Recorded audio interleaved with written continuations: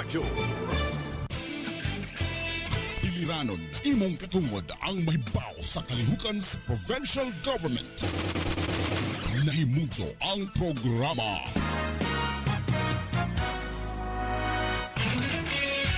Sibya sa probinsya. Aron mahibaw ka sa mga programa o kayuhan nga imong maangkon. Sibya sa probinsya. Inyong makauban si Aldrin Cheng. Sibya sa probinsya. Matag adlawng Miyerkules sa alas 11 sa buntag hangtod sa alas 12 sa uto sa radyo natin FM.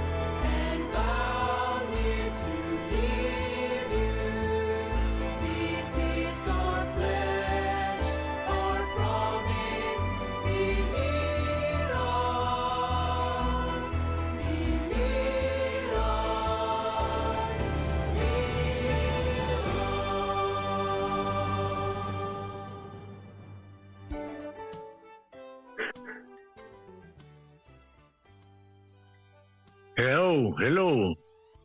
Malipayong adlaw kanatong tanan mga kasangkayan, mga friends, mga nagugma natong mga kaigsunan dinhi sa tibok nga probinsya sa Biliran.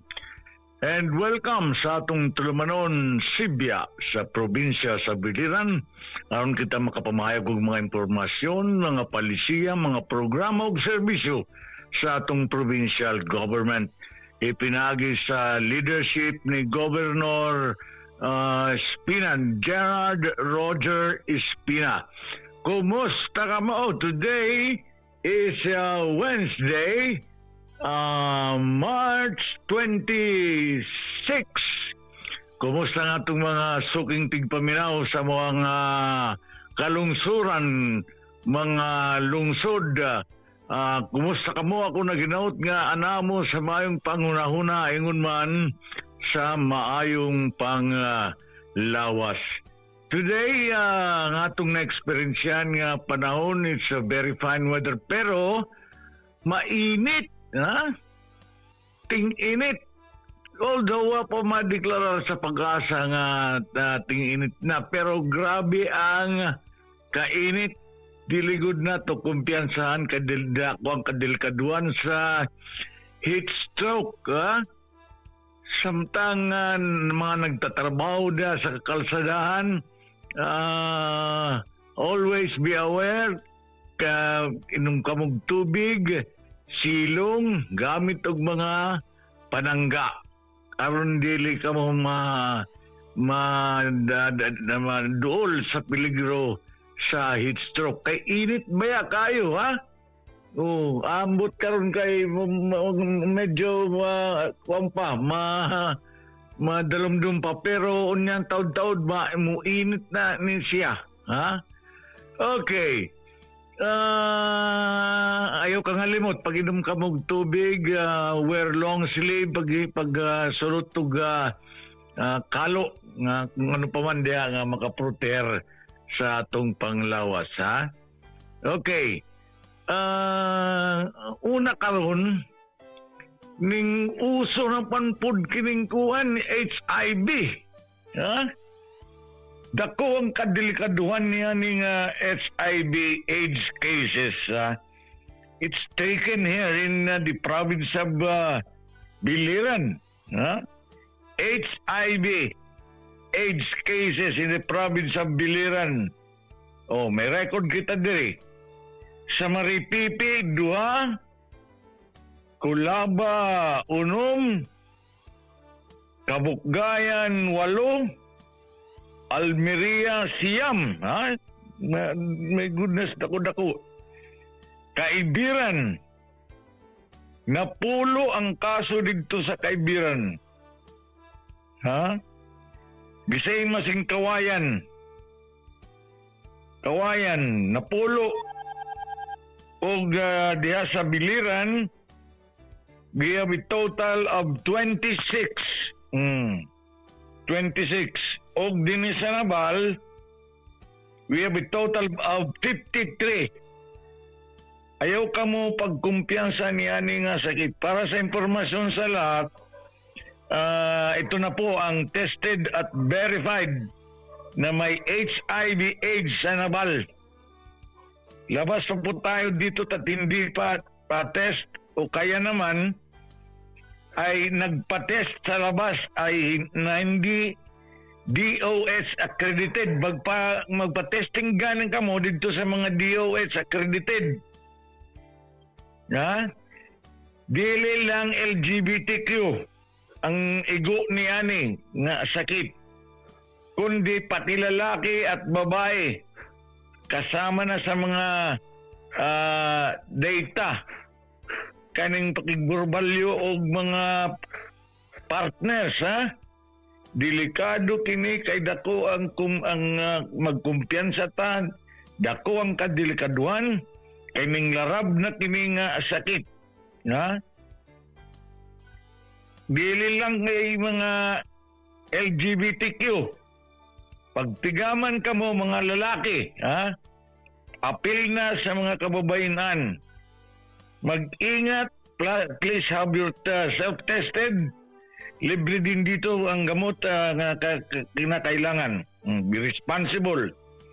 Libre naman unta ang tanan gikan sa gobyerno. So, kanang mga may hilig o mga night spots kung diin pa,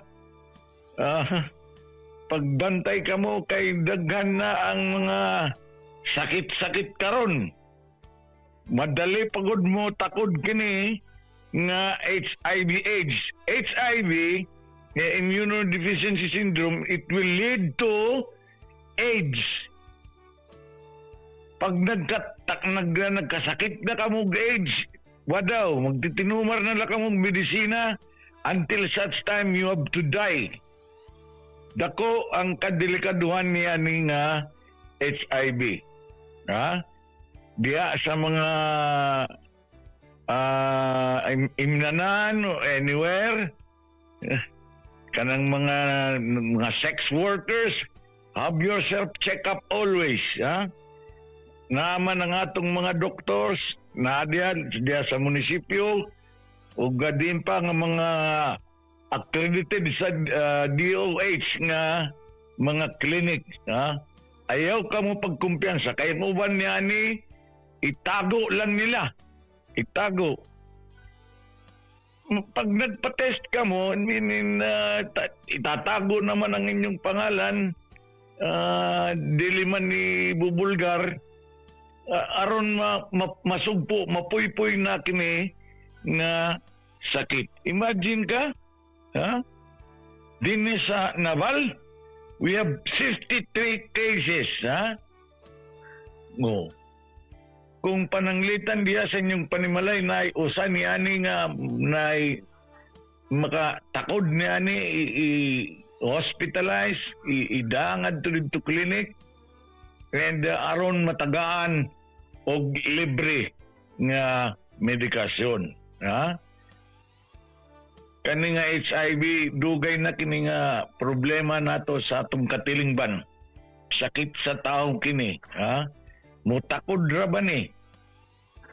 Dili kinanglan igkumpiyansa. Dili lang LGBTQ, kanang mga bayot, pati na mga kalalakinan ug kababayenan. Ha? This is the most vulnerable. Kani nga mga mga batanon o ano pa man dira. Mabata, may mga edad. Always paglikay good kanang wa good like ko mo kanang usalang imong partner, ha? Kay magbarbalyugan ni kag partner adto na didto di ka sigurado nga imong partner diha nga nakukuha may dangayan sakit nga HIV. Patambal dayon sa madaling nga panahon, ang uban ani pagtaguon lang, ha? Pagtaguon. Diya sa Maripipi, naanay duha. Kulaba, unom. Imagine, dagan na ni kayo. Kabukgayan, 8. Almeria, 9. Kaibiran, 10. Kawayan, 10. Biliran, 26. Ha? Kadadagan na kini nga, this will double if not prevented. Og dire sa Naval 53. Mao na, ha? Sang tayo gud kita paturapak lang din sa diya nga partners. Bueno, ang sunod is what daw? Etong teenage pregnancy. Daghan nagdiapon kini nga mga batanon pa. Nagbuburod na. Diya sa post ni Congressman the former Governor Roelio Espina. Ito basahin natin. Sa Naval pa lang umaabot na ng 90. 90 na mga batang babae na may edad 10 hangtod 14 years old. Buntis. At from 15 years na naman ay sobrang dami na rin po. Kailangan pong matulungan ng mga barangay, ang munisipyo, ang eskwelahan, labi na. Mga ginikanan, kay pasagdan lang mga kanang mga anak nato ang provincial LGU at iba pang mga ahensya ng gobyerno at simbahan itong pagbibigay ng solusyon para ma-prevent itong teenage pregnancy sa ating mga kabataan. Lalo na nagpapahirap sa buhay at kinabukasan ng mga kabataan ang ganitong sitwasyon at baka pa ilagay sa panganib ang kanilang buhay. Mga bata pa, imagine, 10 to 14, 15 to 17 years old. Nagbuburod na. Rampant na kini. Lalo lang pagpapahirap sa buhay at kinabukasan ng kabataan at ganitong sitwasyon at baka pa ilagay sa panganib ang kanilang buhay. Lalong malaki ang bilang kung isasama pa ang mga ibang munisipyo natin sa buong Region 8 o sa buong bansa. Ang Pilipinas po ngayon ay may pinakamataas na incidence ng teenage pregnancy sa buong Southeast Asia. Lalong hindi makakatapos sa pag-aaral ang mga kabataan at maagang sasabak sila sa sobrang hirap ng buhay.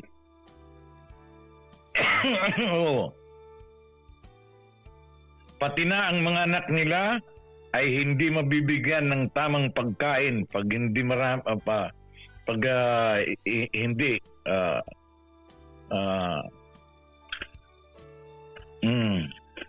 tamang pagkain at maraming hindi makakapagtapos sa kanilang pag-aaral. It will be a never-ending cycle of poverty for Filipinos.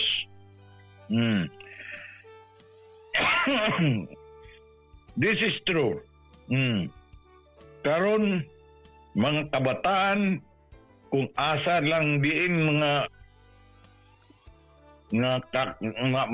adtong mga barkada, fraternities, ang resulta temprano nga magbuburod. Alam niyo kung temprano magbuburod, ingon pa sa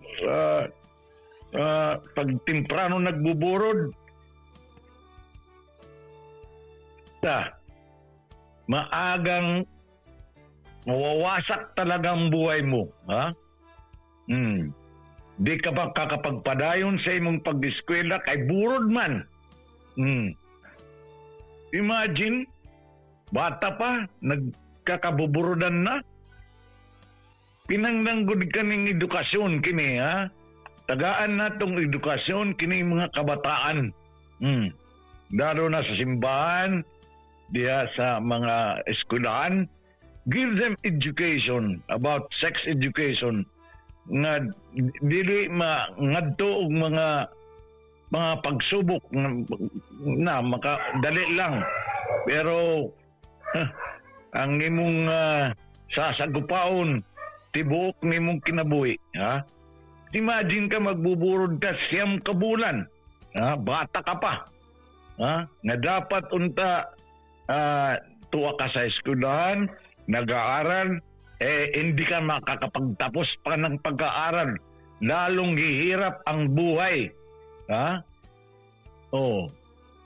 Kuno na nato ang mga ginikanan nato karon, mga ginikanan, na ayaw nato pagpasagdi sila, ng mga kabataan.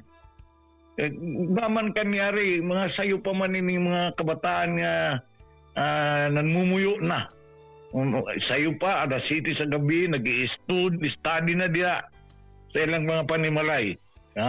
Karon, may tungod lagi ng mga gadgets, kung hindi, nagkasabot na lang kung ano, bigla na lang nawawala, kung saan-saan napupunta, resulta, burod, mabdus ang ginanatnan. So, dako ang kadilikaduhan.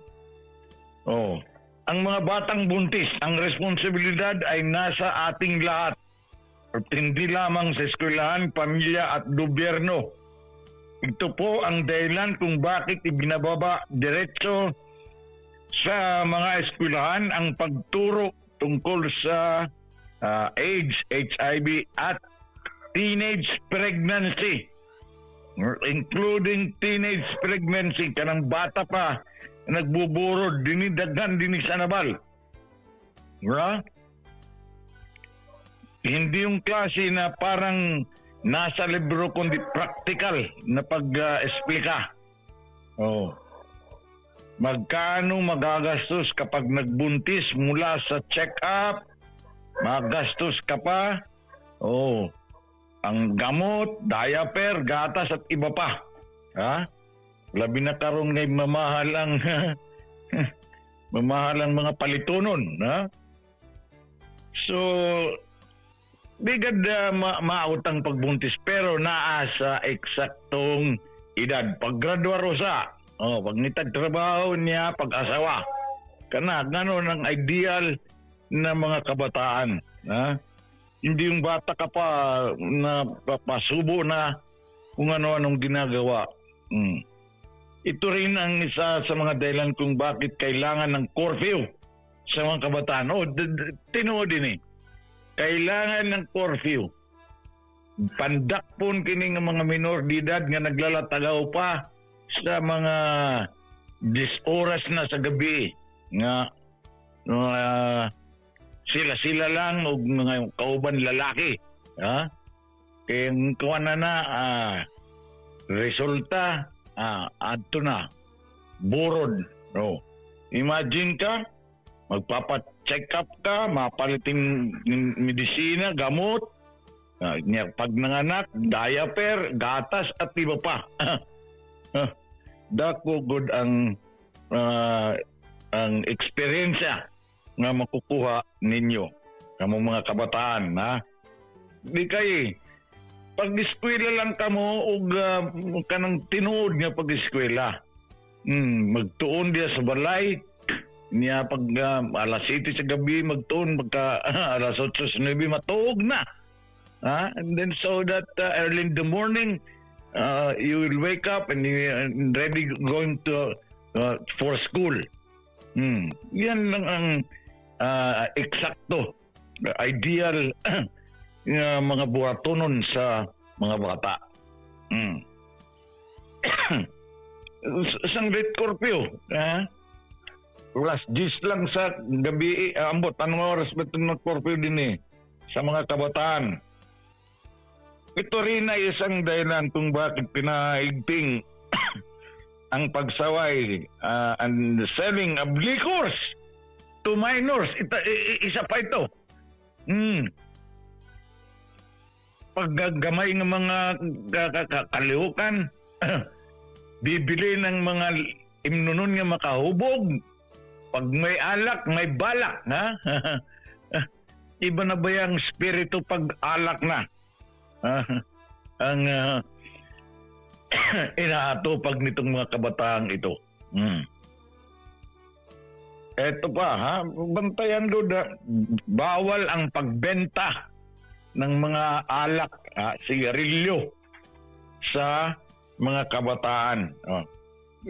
Please report. May report po tayo na may Peace Wi-Fi na nagpapagamit ng cellphone para makapanood ng porno. Ay! Kanang pornography, ha? Kita ka, may report daw nga tagpiso lang. Makakapanood na ng itong gadget na ito. Maraming masamang may dudulot at may mga magagandang may dudulot. Masama lang kung doon sa porno ka. Itong ginagawang mga kabastusan. And this entice to the children na gawin ang kanilang pinapanood. So, sana mahuli itong tag-iya itong Peace Wi-Fi na nagbebenta ng piso lang na makakapanood ng mga kabataan. So, dagan man ang mga kabataan diya sa mga high schools nato diya sa mga tunghaan. Please, mga teachers, beware, bantayin ninyo ang inyong mga kabataan. Dili may ngadto, may tumpalak ni aning mga bisyo. Dako ang problema sa panimalay, dili lang sa panimalay, kundi sa katilingban. Imagine ka nagbuburod, primero pa lang pagburod, maggagastos na ka mo pag pina-check up. Pagpalitag medisina, niya na, pag-maintain, niya na. 14 na edad ba daw? Bata pa, walang muwang-muwang sa mundong ito. Ha? Dapat pa nag-aaral. Mm, kaya nga nandyan na nga itong mga paaralan. Mga teachers, it's all real responsibility inside the school. Bamang kungwa sa school sa panimalay, responsibilidad sa mga ginikanan. Ugaling lang kining mga ginikanan are also busy doing something. Ha? Kung ano-ano na lang ang pinagbubuhat karon. Okay. Ang atong takla, 25 minutos ang nakalabay sa alas 11. Nagpaminaw lang gihapon kamo sa atong tulumanon, Sibya sa probinsya sa Biliran. Oy, re-remind na lahat kita ang dengue alert. Ha? Dako ang kadelikaduhan ng peligroso ni ani nga sakit, ang lamok, pagtagalamok. Maintain always cleanliness diya sa atong kapaligiran. Ha? Pati ang mga silingan, dili lang ka ikaw, pati ang mga silingan nimo kay lamok ko rin. Lamok nila, lamok mo rin. Limpyo on good, diya sa mga tanan ng mga barangay. 26 barangay. Siguro po naman diya sa kada barangay they are also very much alert niya ning sakit. Bisang pagdiditing ulan na also dengue strikes. May mga oras kini na ikaragat, ipamaramak. Paglikay kita niya ni nga sakit. Okay. So, nasa po man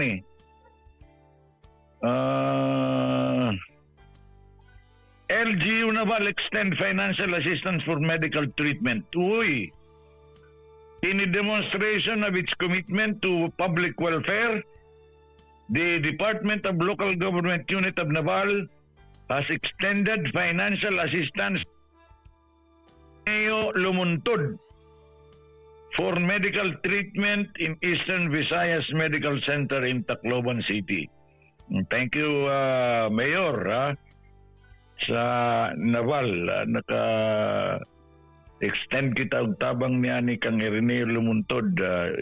Is undergoing a medical treatment sa Eastern Visayas Medical Center. Through the AGAC, abag sa gobyerno alang kanimo. AGAC, ipinagi ning AGAC, abag sa gobyerno alang kanimo program. The LGU Naval provided 30,000 pesos cash to Lumuntod's family. Additionally, the municipality facilitated 50,000 pesos financial guarantee under medical assistance for indigent and financially incapacitated patients. MAIP. This is a program to cover the hospital expenses at the Eastern Visayas Regional Medical Center. Very good, So, pag nagkakasakit, ipapadala nga dito sa IMC, no problem na natay agak, abag sa gobyerno alang kanimo. 30,000 nga cash assistance ang gihatag dito sa kang na lumantod family. Okay. Kuwan naman po ng atong oras. Ihabol ko lang under the supervision of Police Captain Edwin Simbaon, personnel of this station together with the deployed K9 narcotics detection dogs conducted inspection of vans and buses, including passengers and cargo, in relation to public safety. The inspection took place at the Naval Port, Naval Bus Terminal, Santissimo Naval Biliran. Oh. So, very good job, ha? Keep up the good work to you, Captain Edwin Simbahon. Ba, kung pasagdandang natok ni dagan na ba karon ng droga? Ha? Ang droga, bantayan na ni nga atong mga kapulisan. Oh. They nagamit sila og mga K9 dogs. Oh. So, keep up the good work. Okay. Dinilang ko sa nato temporaryo tatapos ang atong tulumanon karong adlaw. Ha? Do not forget to pray always, every day. It's always been a weapon for us na maging mabaskog kita. Ay, March 28 diya, kuha na, campaign period sa mga local candidates. So good luck sa kaninyong tanan, ha? March 28, ang inyong campaign period sa mga lokal ng mga kandidato, ha? Good luck, and may the very best man win para sa atong probinsya sa Biliran. Sa ngalan sa atong gobernador, si Governor Gerard Espina, ug sa ngalan sa atong Provincial Information Office, kang Attorney Ed Igano, ini si Aldrin J. Nagpapasalamat sa inyong paminaw. Mayong udto, God bless, and mabuhay.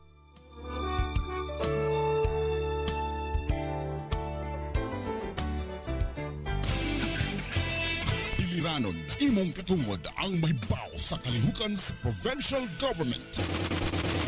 Nahimugso ang programa.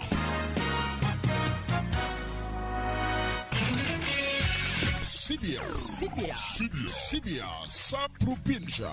Aron mahibaw ka sa mga programa o kayuhan nga imong maangkon. Sibya sa probinsya. Inyong makauban si Aldrin J. Sibya sa probinsya. Matag adlawng Miyerkules sa alas 11 sa buntag hangtod sa alas 12 sa uto sa radyo natin FM.